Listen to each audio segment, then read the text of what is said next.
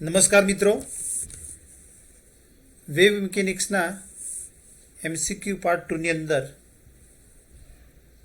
વધુ અગત્યના MCQ solve કરીશું. પ્રશ્ન નંબર 1, સ્ટીફન બોલ્ટ્ઝમેન અચળાંક સિગ્માનો એસઆઈ એકમ જણાવો. 4 ઓપ્શન પૈકી સાચો જવાબ છે ઓપ્શન બી, વોટ પર મીટર સ્ક્વેર કેલ્વિન -4 એ સ્ટીફન બોલ્ટ્ઝમેન અચળાંકનો સાચો એસઆઈ એકમ છે. પ્રશ્ન 2, ધાતુમાંથી ઇલેક્ટ્રોનને દૂર કરવા માટે જરૂરી લઘુત્તમ ઉર્જાને કહે છે. જુદી જુદી ધાતુમાંથી ઇલેક્ટ્રોન દૂર કરવા માટે જુદી જુદી આવૃત્તિવાળા પ્રકાશની જરૂર પડે છે અને કોઈ પણ ધાતુ માટે ધાતુમાંથી ઇલેક્ટ્રોનને દૂર કરવા માટે જરૂરી લઘુત્તમ ઉર્જાને કાર્યવિધેય અથવા દેહલી ઉર્જા તરીકે ઓળખવામાં આવે છે. પરિણામે પ્રશ્ન 2નો સાચો જવાબ થશે ઓપ્શન બી, કાર્યવિધેય. પ્રશ્ન 3, જો એક ધાતુની સપાટી ઉપર ધાતુની દેહલી આવૃત્તિ કરતાં ઊંચી આવૃત્તિવાળો પ્રકાશ આપાત કરવામાં આવે છે ત્યારે 25 ફોટોન પ્રતિ સેકન્ડ આપાત થાય છે. આપાત પ્રકાશની તીવ્રતા બમણી કરતો જ્યારે ધાતુની સપાટી ઉપર દેહલી આવૃત્તિ કરતાં ઊંચી આવૃત્તિવાળો પ્રકાશ આપાત કરવામાં આવે છે ત્યારે જ ઇલેક્ટ્રોનનું ઉત્સર્જન થાય છે. અહીં આપાત પ્રકાશ પ્રતિ સેકન્ડ 25 ફોટોન ધરાવે છે.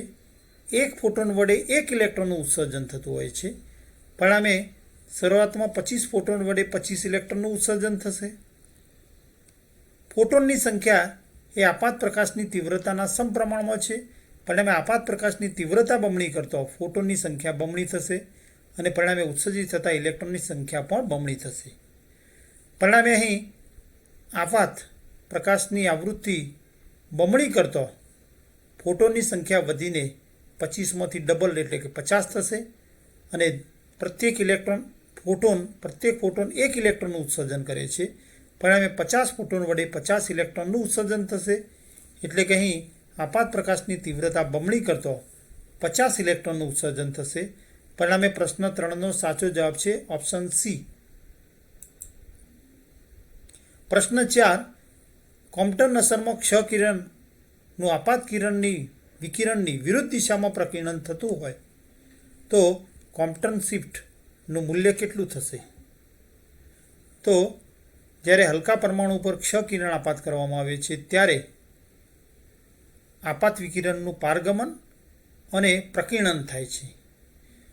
જો આપાત ક્ષ કિરણનું વિરુદ્ધ દિશામાં પ્રકીર્ણન થતું હોય તો પ્રકીર્ણન કોણ થીટા બરાબર 180 ડિગ્રી થશે અને પરિણામે કોસ થીટા બરાબર કોસ 180 બરાબર -1 થશે.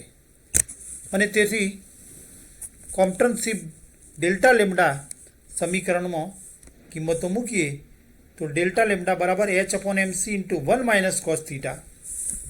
જો h બરાબર પ્લાન્ક અચળાંક, m ઇલેક્ટ્રોનનું દળ, c પ્રકાશનો વેગ. પ્લાન્ક અચળાંક m અને c ની કિંમતો મૂકીએ તો h/mc ની કિંમત 0.0242 એંગસ્ટ્રોમ મળશે અને પરિણામે 2h/mc બરાબર 0.0484 એંગસ્ટ્રોમ થશે. એટલે કે ડેલ્ટા લેમ્ડા બરાબર 0.0484 એંગસ્ટ્રોમ થશે અને પરિણામે પ્રશ્ન 4નો સાચો જવાબ છે ઓપ્શન ડી, 0.0484 એંગસ્ટ્રોમ. પ્રશ્ન 5, નીચેનામાંથી કયા પ્રકીર્ણન કોણે કોમ્પટન શિફ્ટ જોવા મળતી નથી? જો પ્રકીર્ણન કોણ થીટા બરાબર 0 ડિગ્રી લેવામાં આવે તો એટલે કે પ્રકીર્ણન જોવા મળતું ન હોય તો થીટા બરાબર 0 થતો કોસ થીટા બરાબર 1 થશે અને ડેલ્ટા લેમ્ડા સમીકરણની અંદર કોસ થીટા બરાબર 1 મૂકીએ તો 1 - 1 બરાબર 0 અને પરિણામે 0 × h/mc બરાબર 0 થશે. એટલે કે ડેલ્ટા લેમ્ડા બરાબર 0 થશે. બીજા અર્થમાં કોમ્પટન શિફ્ટ જોવા મળતી નથી, એટલે કે પ્રકીર્ણન જોવા મળતું નથી. પરિણામે પ્રશ્ન 5નો સાચો જવાબ થશે ઓપ્શન એ 0 ડિગ્રી. પ્રશ્ન 6, વિધેય સાય બરાબર a sin phi માટે સાધારણીકૃત અચળાંક એનું મૂલ્ય કેટલું થશે? ફાઈની લિમિટ આપે છે 0 થી 2π. અહીં વિધેય ત્રિકોણમિતિય છે અને ત્રિકોણમિતિય વિધેય માટે સાધારણીકૃત અચળાંક એની કિંમત શોધવા માટે sin² d phi બરાબર 1 સૂત્રનો ઉપયોગ કરી જો એની કિંમત શોધવામાં આવે અને ફાઈની લિમિટ 0 થી 2π મૂકીએ તો અચળાંક એની કિંમત 1/√π મળશે. એટલે કે પ્રશ્ન 6નો સાચો જવાબ છે ઓપ્શન બી. પ્રશ્ન 7, વિધેય સાય બરાબર e−i θ માટે સાધારણીકૃત અચળાંકનું મૂલ્ય કેટલું થશે? લિમિટ 0 થી 2π આપેલ છે. વિધેય ઘાતાંકીય વિધેય છે અને સાધારણીકૃત અચળાંકની કિંમત શોધવા માટે કોઈ સાધારણીકૃત અચળાંક n કે a ધારીએ તો સાય બરાબર કેપિટલ N અચળાંક લીધેલો તો n × e−i θ થશે. ઘાતાંકીય વિધેય માટે સાધારણીકૃત અચળાંકની કિંમત શોધવા માટે શરત લઈશું સંકલનમાં સાય dθ બરાબર 1, સાય બરાબર n × e−i θ અને સાય સ્ટાર એટલે કે આપેલ વિધેયનો સંકીર્ણ અનુબદ્ધ કોમ્પ્લેક્સ કોન્જ્યુગેટ સાય સ્ટાર બરાબર e−i θ લઈને લિમિટ 0 થી π લઈ nનું મૂલ્ય શોધીએ તો nની કિંમત વધશે 1/√2π. પરિણામે પ્રશ્ન 7નો સાચો જવાબ થશે ઓપ્શન સી. પ્રશ્ન 8, કોમ્પ્ટન અસરમાં ક્ષ કિરણનું પ્રકીર્ણન થયા બાદ તેની તરંગ લંબાઈ. કોમ્પ્ટન અસરમાં જ્યારે હલકા પરમાણુઓ કાર્બન, ગ્રેફાઇટ વગેરે, એલ્યુમિનિયમ વગેરે ઉપર જ્યારે ક્ષ કિરણ આપાત કરવામાં આવે છે ત્યારે કેટલાક ક્ષ કિરણો સીધા પસાર થાય છે, એટલે કે પારગમન થાય છે. કેટલાક ક્ષ કિરણો પ્રકીર્ણન પામે છે. અહીં પ્રકીર્ણન પામેલ ક્ષ-કિરણની તરંગ લંબાઈ એ આપાત ક્ષ-કિરણની તરંગ લંબાઈ કરતાં વધુ હોય છે. બીજા અર્થમાં તરંગ લંબાઈમાં વધારો થાય છે. પરિણામે પ્રશ્ન 8નો સાચો જવાબ છે ઓપ્શન એ, પ્રકીર્ણન થયા બાદ તરંગ લંબાઈમાં વધારો થાય છે. પ્રશ્ન 9, વિકિરણના કિસ્સામાં ઉર્જાનો જથ્થો શેના સમપ્રમાણમાં હોય છે? તો વિકિરણની ઉર્જા E બરાબર hν, h પ્લાન્ક અચળાંક અને ν આપાત વિકિરણની આવૃત્તિ છે. બીજા અર્થમાં વિકિરણનો ઉર્જાનો જથ્થો એ આપાત વિકિરણની આવૃત્તિના સમપ્રમાણમાં હોય છે. પરિણામે પ્રશ્ન 9નો સાચો જવાબ થશે ઓપ્શન એ. પ્રશ્ન 10, કારક x, d/dy નું મૂલ્ય કેટલું થશે? એટલે કે અહીં બે કારકો x અને d/dy આપેલા છે અને તેનો કોમ્યુટેટર કારક ઉપજાવો છે. તો કોમ્યુટેટર કારક ઉપજાવવા માટે કોઈ વિધેય સાય ધારી લઈએ અને કોમ્યુટેટર કારકની વિધેય સાય ઉપર ક્રિયાવિધિ કરીએ તો x, d/dy × સાય અને કોમ્યુટેટર કારક એટલે કે બે કારકોના ગુણાકારનો તફાવત, તેથી બરાબર થશે x × d/dy - d/dy × x કૌંસની બહાર સાય. કૌંસ છોડીએ તો x × d/dy - d/dy કૌંસમાં x × સાય. પ્રથમ પદ x × d/dy minus u × v એટલે એકને અચળ રાખી અને બીજાનું વિકલન કરીએ તો એક્સને અચળ રાખી સાઈનું વિકલન કરીએ, બીજા પદમાં સાઈને અચળ રાખી એક્સનું વિકલન કરીએ તો અહીં વિકલન કરી અને કૌંસ છોડીએ તો x × d/dy પ્લસની જગ્યાએ માઇનસ અને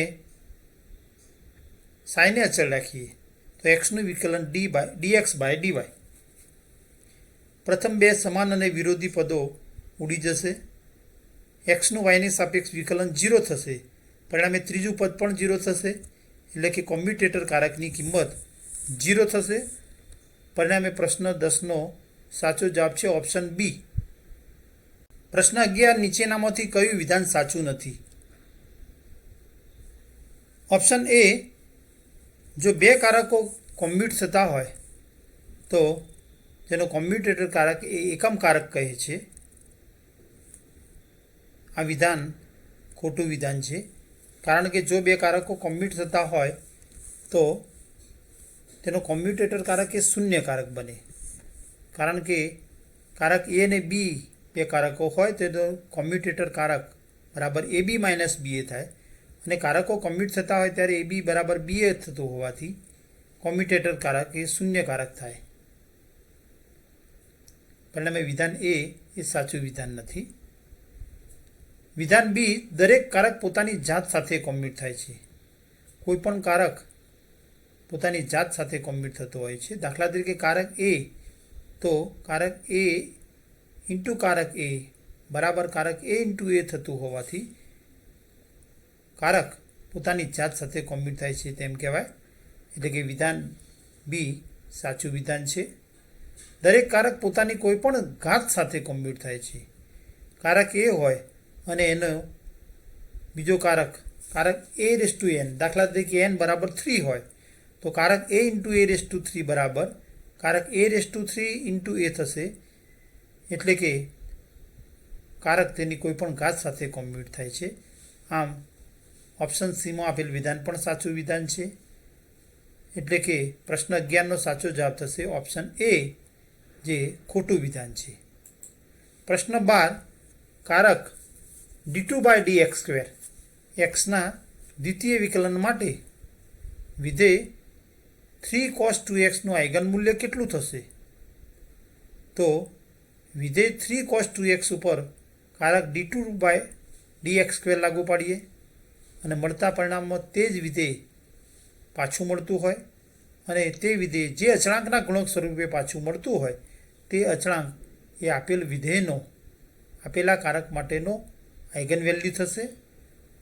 અહીં વિધેય 3 cos 2x ઉપર દ્વિતીય વિકલન કારક d2 બાય dx સ્ક્વેર લાગુ પાડીએ તો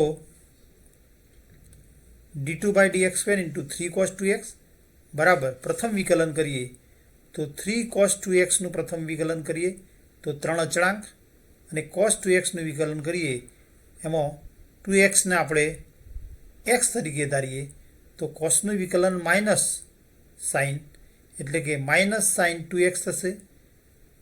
જેને x તરીકે ધાર્યો એનું વિકલન કરીએ તો 2xને x તરીકે ધારીએ તો તેનું વિકલન કરીએ તો xનું 1 અને 2 અચળાંક, પરિણામે 3 ઇન્ટુ 2 બરાબર 6, એટલે કે માઇનસ 6 સાઇન 2x થશે.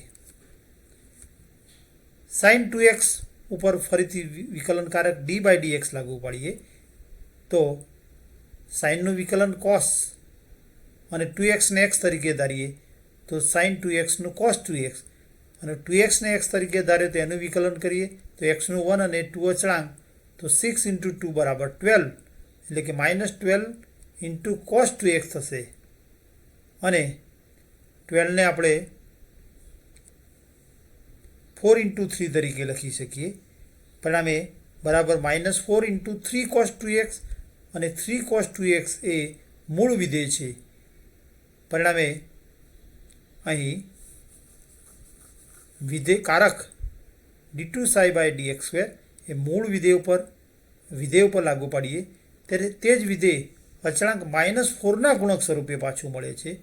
પરિણામે અચળાંક -4 એ આઈગન મૂલ્ય થશે. પરિણામે પ્રશ્ન 12નો સાચો જવાબ છે option D. Thank you for watching.